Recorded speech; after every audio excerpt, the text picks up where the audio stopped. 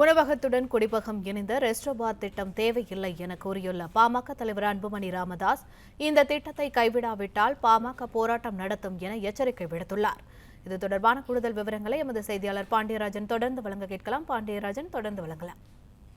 உணவகத்துடன் கூடிய குடிப்பகம் தமிழகத்தில் அமைப்பதற்கான சாத்தியக்கூறுகள் இருப்பதாக நேற்று செய்திகள் வெளியான நிலையில பாமக தலைவர் அன்புமணி ராமதாஸ் அறிக்கை ஒன்றை வெளியிட்டிருக்கிறார். உணவகத்துடன் குடிப்பகம் இணைந்த ரெஸ்டோ பார் திட்டம் தேவையில்லை எனவும் கைவிடாவிட்டால் பாமக போராட்டம் நடத்தும் எனவும் அவருடைய அறிக்கையில் குறிப்பிடப்பட்டிருக்கிறது.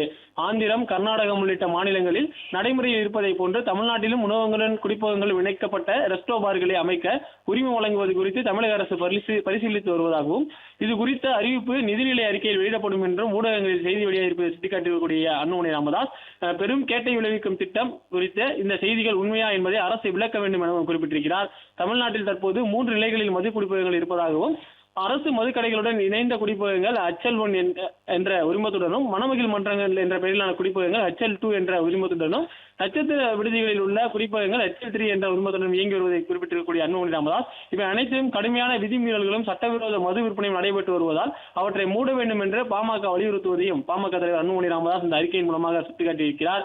மேலும் இந்த ரெஸ்டோ பார்கள் திறக்கப்பட்டு அதன் காரணமாக மது புழக்கம் அதிகரித்தால் சட்டம் ஒழுங்கு மிகவும் கடுமையாக பாதிக்கப்படும் எனவும், பெண்கள் மற்றும் குழந்தைகளுக்கு எதிரான குற்றங்கள் அதிகரிக்கும் எனவும் அன்புமணி ராமதாஸ் குறிப்பிட்டிருக்கிறார். முந்தைய திமுக அரசு மக்களால் தூக்கி எறியப்பட்டதற்கு காரணமே மது உள்ளிட்ட போதைப் பொருட்கள் நடமாட்டத்தையும், அதனால் பெருகிய பெண்கள் மற்றும் குழந்தைகளுக்கு எதிரான குற்றங்களை கட்டுப்படுத்த தவறிதான் என குறிப்பிட்டிருக்கக்கூடிய அன்புமணி ராமதாஸ், திமுக அரசு செய்த அதே தவறை தாவேக அரசும் செய்யக்கூடாது என வலியுறுத்தியிருக்கிறார். சமூக கேடுகளையும் புதிய குடிகாரர்களையும் உருவாக்கும் ரெஸ்டோ பார்களை அமைப்பதற்கு உரிமம் வழங்கும் திட்டத்தை தமிழக அரசு கைவிட வேண்டும் எனவும், இல்லாவிட்டால் மக்களுக்கு கேடான இந்த திட்டத்திற்கு எதிராக சட்ட மற்றும் அரசியல் போராட்டங்களை பாமக முன்னெடுக்கும் எனவும் அன்புமணி ராமதாஸ் எச்சரிக்கை விடுத்திருக்கிறார். விவரங்களுக்கு நன்றி பாண்டியராஜன்.